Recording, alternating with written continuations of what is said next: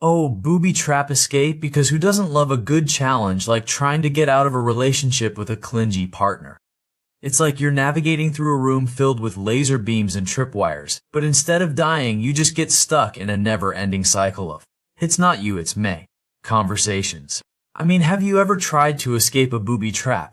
It's like trying to solve a puzzle blindfolded while being attacked by a swarm of bees. But you know what they say? When life gives you lemons, make lemonade. And when life sets off a trap that shoots arrows at your face, just pretend you're in a bad action movie and roll with it. Booby trap escape, because who needs personal growth when you can just learn to dodge spikes and avoid falling rocks?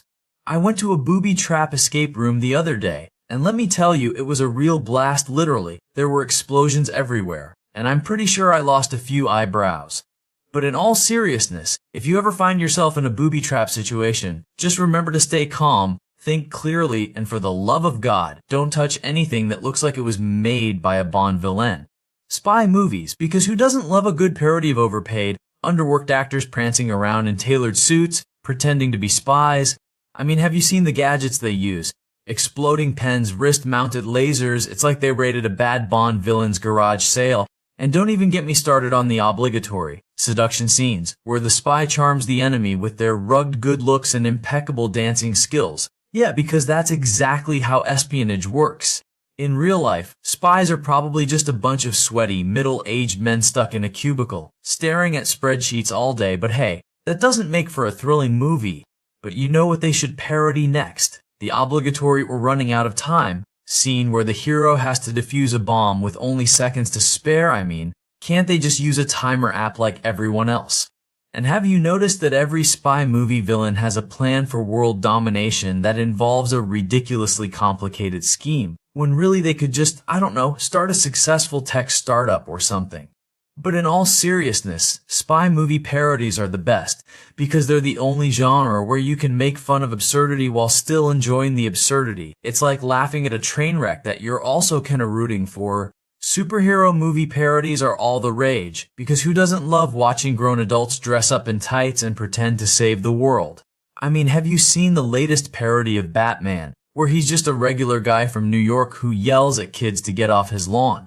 It's like they took all the excitement and adventure of being a superhero and replaced it with thrill of paying bills on time and attending PTA meetings. And don't even get me started on the parody of Superman, where he's just a guy named Steve who works at a cubicle and can only fly when no one is looking.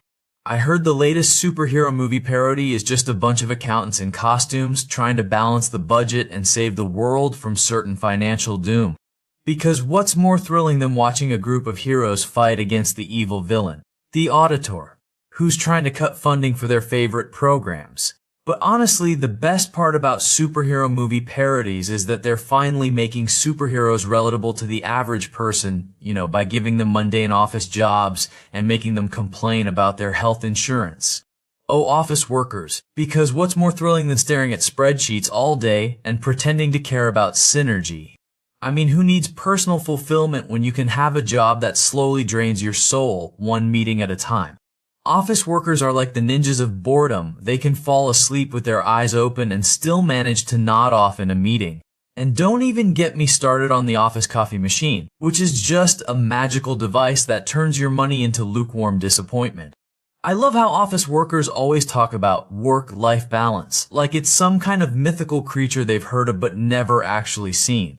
Office politics is just like high school, except instead of cliques and bullying, it's all about passive-aggressive emails and backstabbing coworkers. But you know what they say, when life gives you lemons, make lemonade. And when life gives you an office job, just stare blankly at your computer screen and wait for 5 p.m.